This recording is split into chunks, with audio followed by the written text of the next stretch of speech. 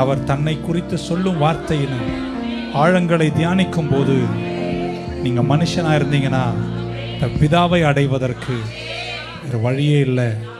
இயேசுவே வழி, சத்தியம், ஜீவனமாக இருக்கிறார். வாழ்க்கையை அவருக்கு கொடுங்க, அவருக்காய் வாழுங்க. அவரை நம்பினவர் யாரும் அவர் கைவிட மாட்டார். இந்த உலகத்தில் துயரங்கள் வரும், ஆனால் தைரியமாறு, நீ எல்லாத்தையும் ஜெயிப்ப.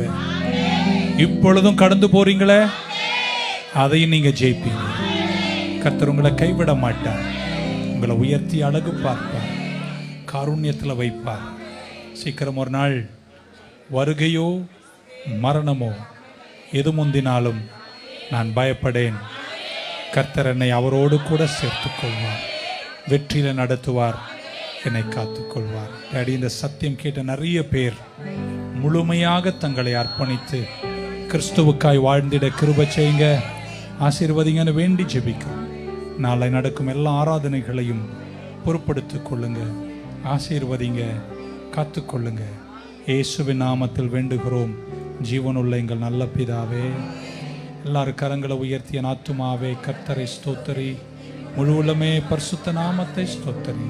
என் ஆத்துமாவே கர்த்தர் செய்த சகல உபகாரங்கள் மறவாதே. கர்த்தராகிய இயேசு கிறிஸ்துவின் கிருபை, பிதாவாகி தேவனுடைய அன்பு, பரிசுத்த ஆவியானுடைய அந்யுன்ய ஐக்கியம் நம் அனைவரோடும், எல்லா பரிசுத்தவானுடைய திருச்சபையோடும் கூடி வந்த அனைவரோடும் இன்றும் என்றும் இருப்பதாக. God bless you.